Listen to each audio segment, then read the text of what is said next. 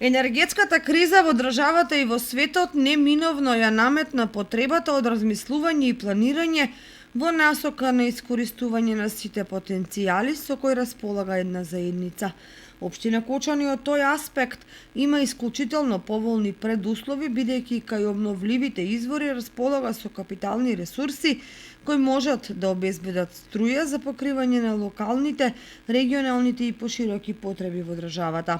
Иако засега се е во некаква почетна фаза, доколку државата се фокусира на инвестиции во енергетиката, многу брзо може да се реализираат капацитети за производство на електрична енергија.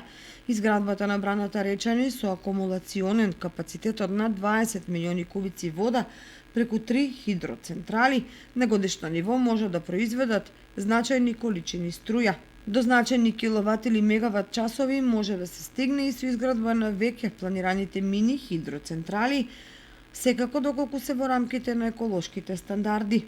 Стратешката определба на државата е производство на струја од ветерници и особено од фотоволтаици. Тоа што Кочани продаде 8 поголеми парцели за фотоволтаична централа е факт дека оди во прилог на производството на електрична енергија од сонцето, паралелно со другите инвестиции во државата.